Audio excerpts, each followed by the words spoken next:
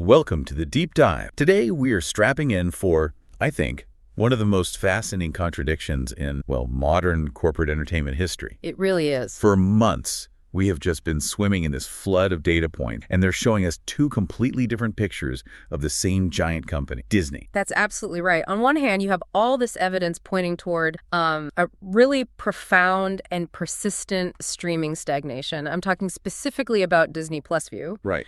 We're looking at some detailed viewership studies. They cover the last half decade or so, that 2020 to 2025 period. And they basically show viewership growth has completely flatlined. And in this world, in the streaming world, if you're just running in place, you're actually falling behind. You're falling behind. That's the rule. But then you just pivot a little bit. You look over at the box office reports, and suddenly you see Disney having an absolutely banner year. I mean, massive, record-breaking theatrical success. Yeah, they are setting benchmarks that, other studios can only really dream of reaching at this point. So I guess our mission today is a bit complex. We need to connect these two disparate parts, the flat line of streaming and this huge vertical leap of the theatrical releases, to really understand what Disney's new path forward is. Especially amidst all this industry consolidation that's happening. We're pulling data primarily from a recent, pretty extensive Bloomberg streaming study. It meticulously breaks down global viewership share. Okay. And we're contrasting that with, detailed financial analysis of Disney's recent box office performance. In particular, their ability to cross that symbolic and massive $6 billion benchmark. $6 billion. So the core question we really need to get into is, how does a company simultaneously struggle so intensely to get sustained eyeballs on its, relatively cheap streaming product, while at the same time utterly dominating $20 ticket movie theaters all over the world? And what does that gap force them to do, structurally? Exactly. Okay, let's unpack this then. It feels like every headline is always, Netflix versus Disney, right? The streaming wars. They set them up like these two heavyweights in a title fight. Always. But the reality is much more surprising when you actually look at the raw numbers, the global watch time. So what does the data tell us about who is actually winning the streaming war right now? And maybe more importantly, why is Disney Plus just running in place? Well, if we look at the source material, and this includes all the data points from that major Bloomberg study, we have to immediately address this common misconception about the global ranking. Okay. While traditional media, the press, they obsessively debate the paid subscription services, Netflix versus Disney, they are fundamentally missing the forest. They're missing the big picture. They're missing the big picture. The true, undisputed, global #1 streaming service, by an overwhelming and frankly humbling margin, is YouTube. YouTube. That immediately contextualizes the enormous challenge, doesn't it? It puts everything in perspective. If YouTube, which is free, it's user-generated content, it has decades of archived videos available instantly.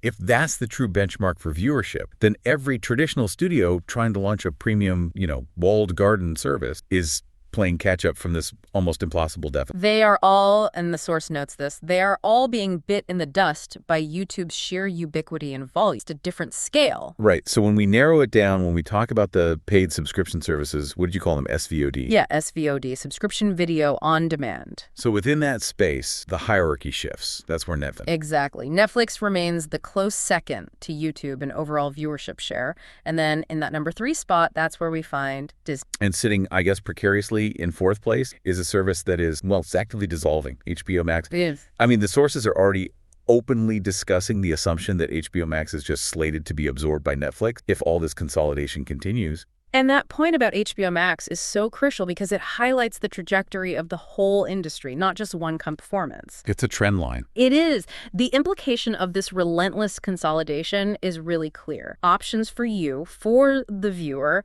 are getting smaller and smaller as this competitive landscape narrows. The major players, the ones with the deepest pockets, they are just swallowing up the content library. And while that might boost the numbers for the surviving platforms for a little while. Sure, in the short term. In the long run, it just means less choice and less competition for us, for the consumer. Fundamentally, yes. Okay, but let's hone in on the stagnation. This is where it gets really, really interesting, especially for a company like Disney that went all in on streaming.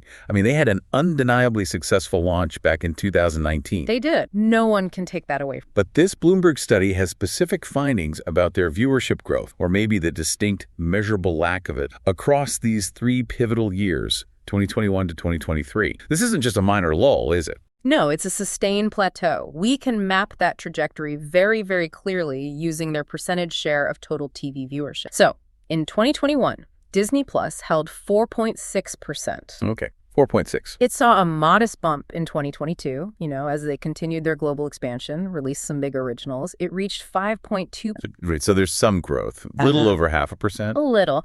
But then the momentum just completely stalled in 2023. After it peaked, the number started to dip, and it reached its current share of 4.8%. So if you look at that 3-year change, you go from 4.6% to 4.8%. We're looking at a net result of basically what? No viewership growth in 3 years. Essentially, yeah. That tiny increase is statistically insignificant when you think about the massive amount of original content, the global marketing budget, everything they poured into the service during that time. It's like pouring millions of gallons of water into a pool that already has a slow leak. You're just trying to maintain the level. Yeah, that's a great way to put it. And it's actually more damning than it sounds, because that initial success back in 2019, it benefited so much from external circumstances that just aren't there anymore. You're talking about the pandemic. I'm talking about the COVID pandemic streaming bubble. Disney Plus launched right into the thick of it. People were trapped at home. They were desperate for new entertainment. And Disney had this huge family-friendly catalog. Plus, they had the big hit.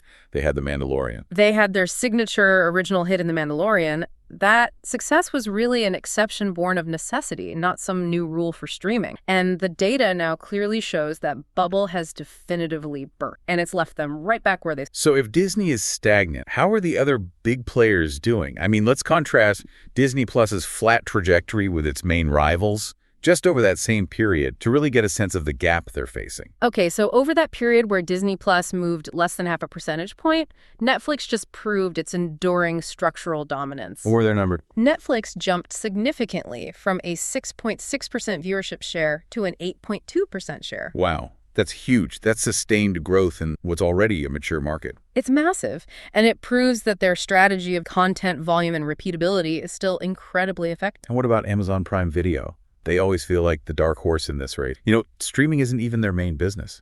It's not, but their numbers are really compelling. They went from 2.2% to 3.7%. So they nearly doubled their viewership share in the same 3 years. Disney was basically flat. Amazon is creeping up. They're creeping up, and maybe more quietly than anyone realized. And the source material kind of touches on why. I mean, it's not the user interface. I think we can all agree on. No, the UI is notoriously poor. As the source says, kind of suck. But Amazon Prime's strength really lies in the sheer volume and, I think, the utility of the content. The size of their library is just. It's described as absolutely incredible. But why doesn't that bad user interface hurt them more? For other services, that would be a death sentence. Because Amazon isn't just a service, it's a whole ecosystem.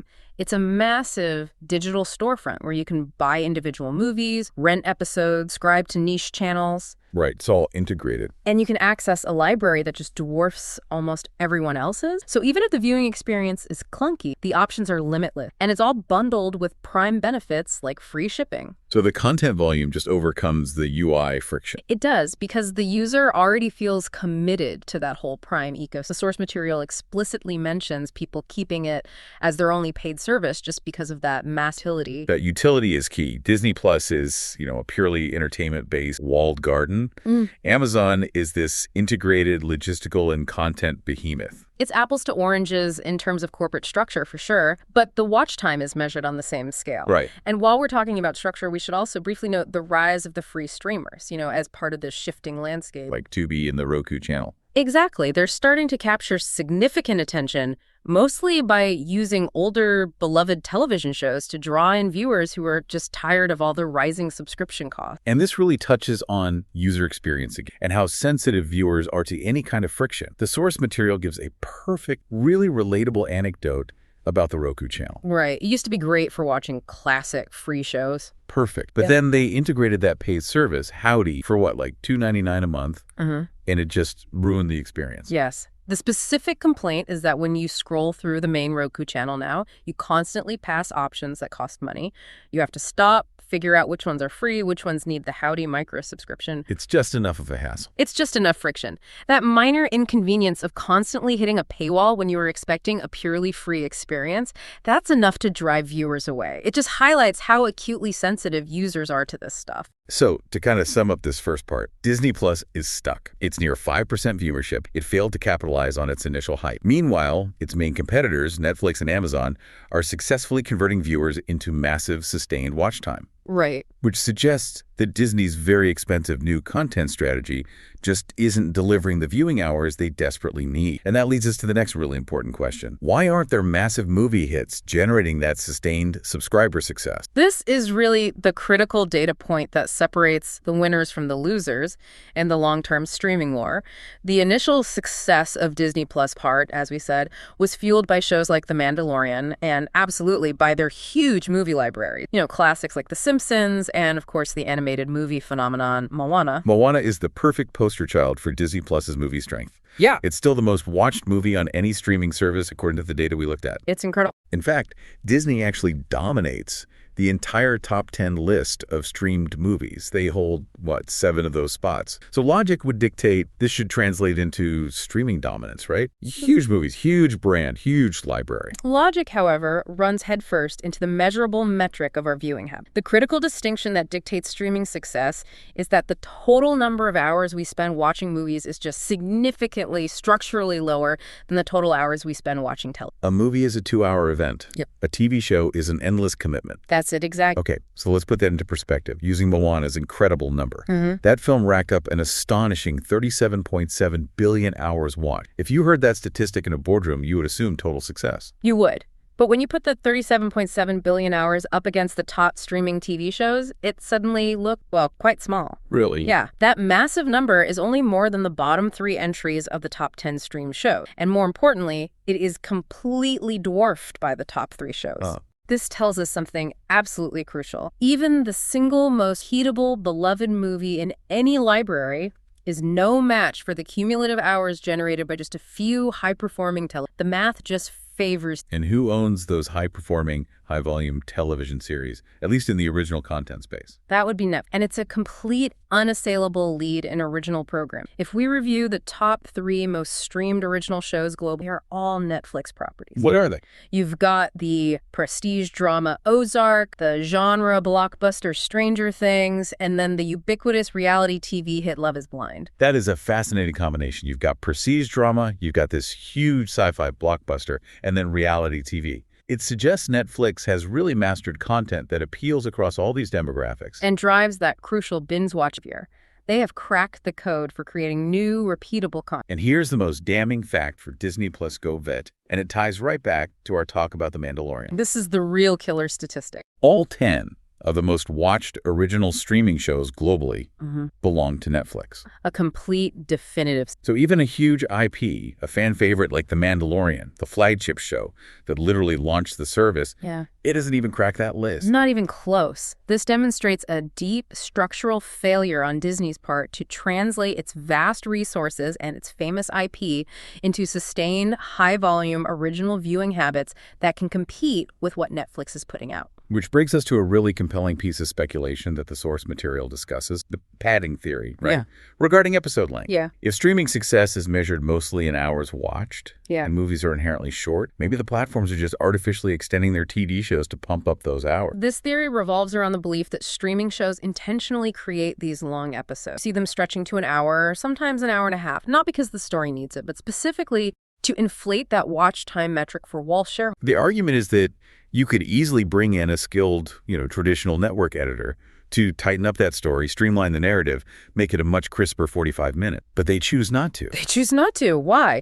To keep you sitting there for 90 minutes instead of 45, that's double the watch time for a single piece of content. Right. And if the metric you're being judged on is cumulative hours watched across the whole platform, then maximizing the length of every single original episode becomes a strategic imperative. And you see this. You see it with so many streaming originals where the pacing just feels bloated or scenes linger for far longer than they need to. It really suggests that the metrics are actively dictating and, often compromising the creative decision. Which is one of the biggest criticisms of the whole modern streaming era. It really is. But the real structural heavy hitters in this watch time war aren't even the new padded original. They're what the sources all call comfort TV. Correct. Comfort TV is true foundation of sustainable high watch time. These are the shows people watch over and over again because they're familiar, they're reliable, they require very little mental energy. They're background noise, a calming ritual. Exact. And that viewing habit drives absolutely massive cumulative hours over years, not just... And when you look at the non-original top 10 list, you immediately recognize they're the giants of terrestrial television, the shows that have been running on network TV for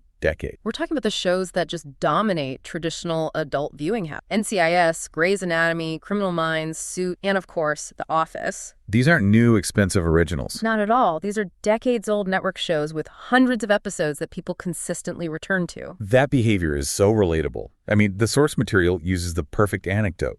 You just put on old episodes of Criminal Minds or NCIS all the time because you've seen them 100 times, and it's just comforting background noise while you do laundry or cook dinner. That is the viewing habit. That's what generates the billions of hours needed to drive a Netflix or a Hulu. And this is exactly where Disney Plus shows its biggest structural weakness, and it leads directly back to that viewership stagnation. It's the core of the problem. When you look at the combined top 10 list of all shows originals and non-originals, Disney only streams one share on that list. Just one. And that show is the beloved animated children's series, Bluey. Right. Which, it's hugely successful. It ranks third on that overall list, which is incredible. But it is clearly not adult comfort content. No, it captures the preschool market perfectly. Precise. So Disney Plus has the toddler comfort market completely locked down with Bluey, but they are completely missing that adult, evening wind-down ritual that Netflix and, more importantly, Hulu owns. It's a massive demographic blind spot. It is. They fundamentally lack the foundational, repeatable adult dramas or sitcoms that are driving current adult viewing habits. And their new, expensive originals have totally failed to fill that gap.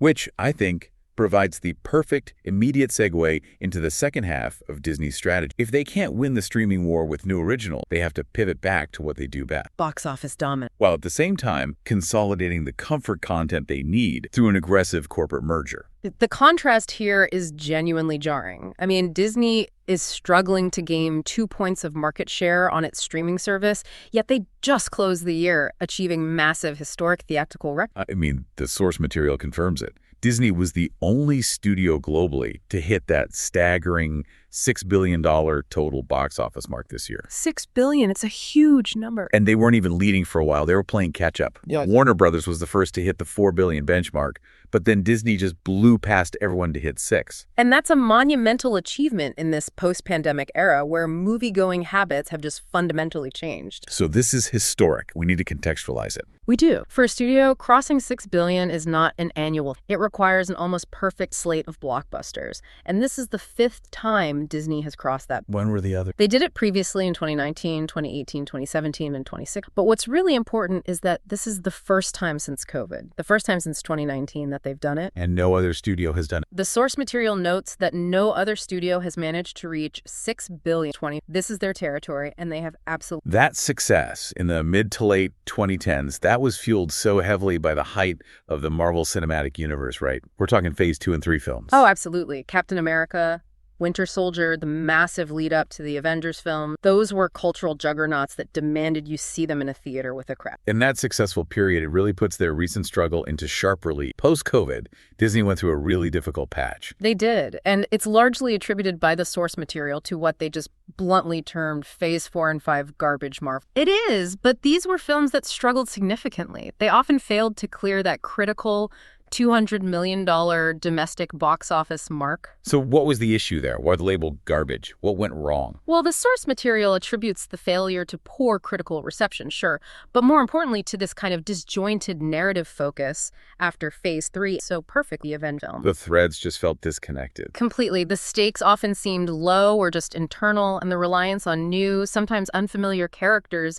just failed to generate that cultural excitement you need to draw casual viewers back into the theater for a $20. So it wasn't just a pandemic hangover. It was a real content quality issue. It was. But this year's $6 billion success proves that the massive theatrical model is still viable, if the content. And the content that hit right was clearly focused on 2 things: established, safe animated IP sequels, and films that just offered unparalleled technological spectacle. That's the formula right now. So let's look at the specific films that drove this success. We had the beloved classic IP sequel, Lilo and Stitch, which hit that critical billion-dollar movie mark. Yep. And then the true behemoth, Zootopia 2, which is described as making insane bank at $1.46 billion. And that Zootopia number is particularly interesting because a huge chunk of that $1.46 billion came from China. Right. And while that figure is massive and it speaks to the film's undeniable cultural relevance globally, resonating everywhere, we have to analyze the financial complexity of foreign box office return. This is where that headline number doesn't tell the whole. So when a film does incredibly well in a market like China, the studio doesn't take home the same percentage of the gross that they would in the US or Canada? What are the mechanics there? They're complex. They often involve government regulation, local distribution mandate. In many big foreign markets, there are import quotas, and the local distributors and government entities, they take a significant percentage. What's a common figure? The source material confirms that if the returns from a market like China only allow the studio to keep 25% of the gross, then even $1 billion plus gross severely limits the total money they're actually. So if Zootopia 2 made $1.46 billion, and let's just say a third of that came from China, Disney is only seeing 25 cents on the dollar for that third. Right. It still affirms the film's cultural relevance, it guarantees future IP value, but the net profit margin is significantly different from a domestic, where studios often keep 40 to 50% of the ticket price. It's still a huge success, but it's important context. There's seeking volume and relevance, knowing that the financial return is a little diluted in some of those big foreign markets. Precisely. And then we have the true spectacle tribe, the franchise that just seems to defy conventional criticism, Avatar 3.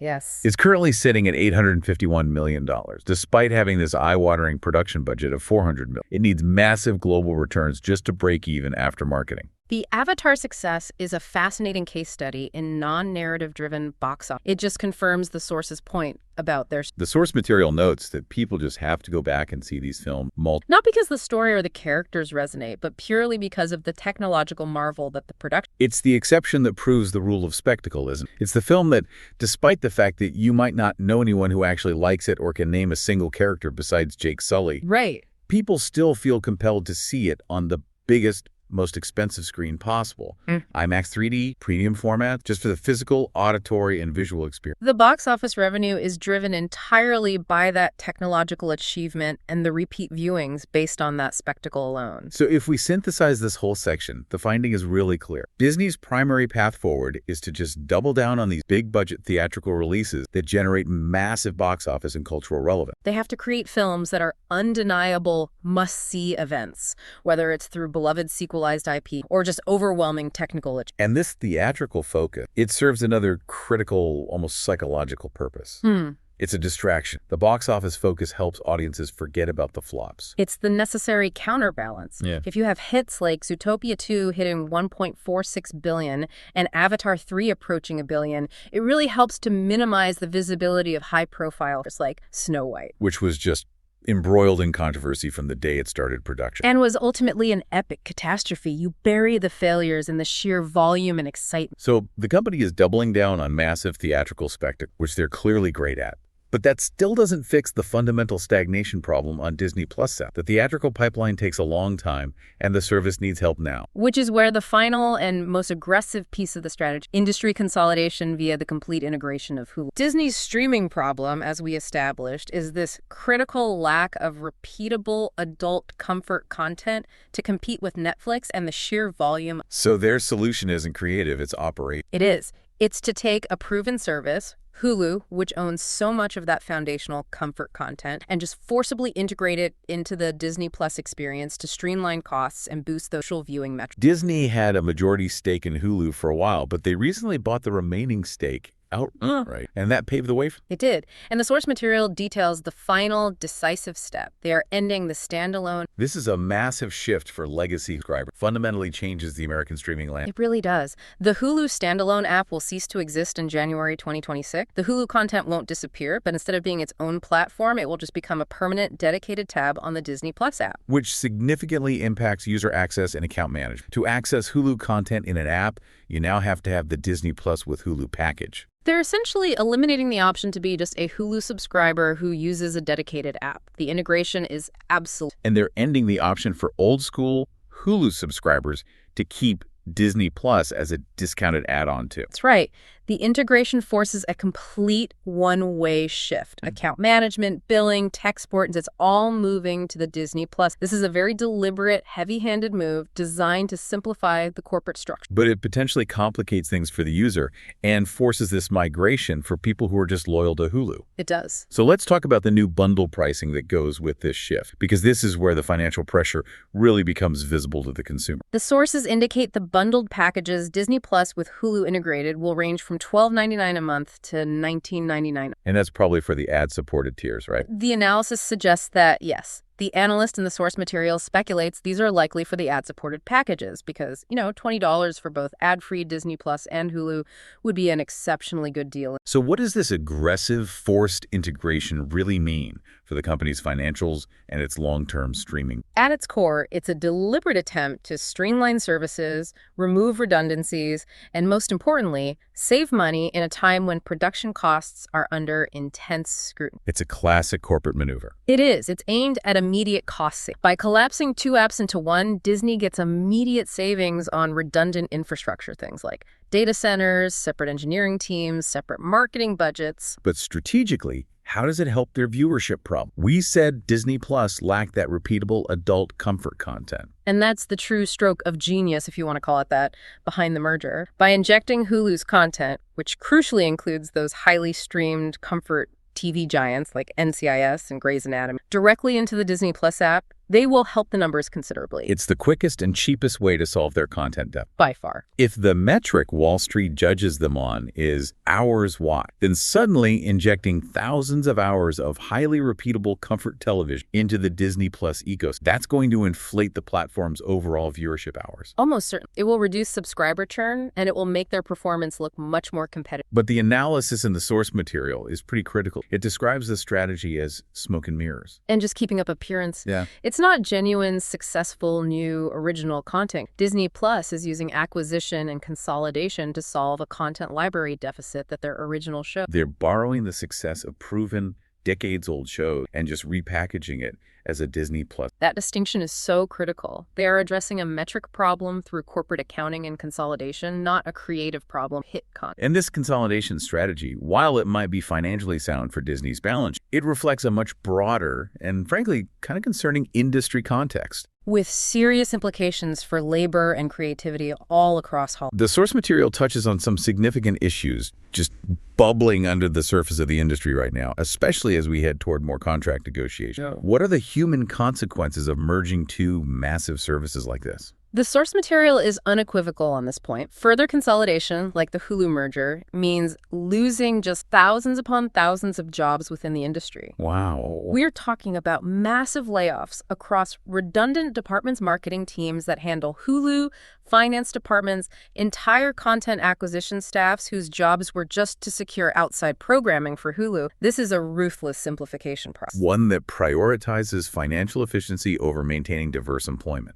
And this cost-cutting, this intense focus on efficiency and consolidation, it's all happening against this highly volatile backdrop of ongoing labor. Even as industry leaders are outwardly pretending everything's fine and celebrating record box office numbers, that tension is mounting because we're heading into another contract year for renegotiation 26. The source material suggests the atmosphere is already brewing with potential controversy behind. After the difficult labor negotiations of the past. Right. The fact that studios are consolidating, cutting costs, and increasingly moving productions overseas, it indicates a fundamental instability that the leadership is very reluctant to admit publicly. It creates a massive friction. If the studios are shedding thousands of jobs through mergers and consolidating production just to save money, it signals to the unions, the writers, the actors, the crew, that management's priority is solely cost reduction. Not sustainable investment in the domestic workforce. The industry seems to be operating on this philosophy of, controlled chaos. Focus outward on the huge theatrical spectacle and the guaranteed comfort content to impress investors,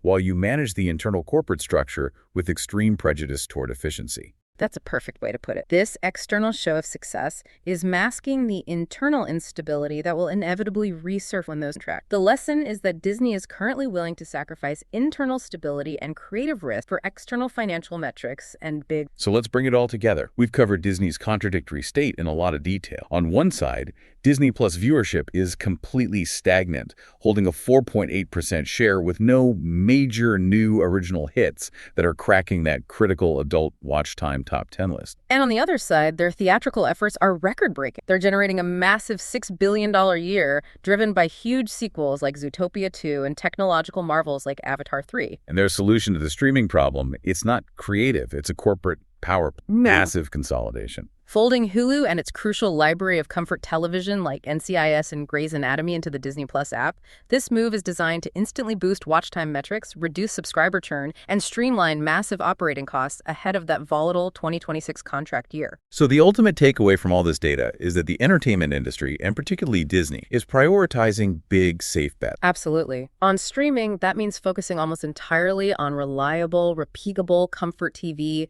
with decades of episodes. At the box office, it means focusing on sequels or technological spectacles that demand you see them in a theater. The investment in the groundbreaking, expensive, original streaming series that drives new subscriptions, that whole Netflix model from 2017, that seems to be fading.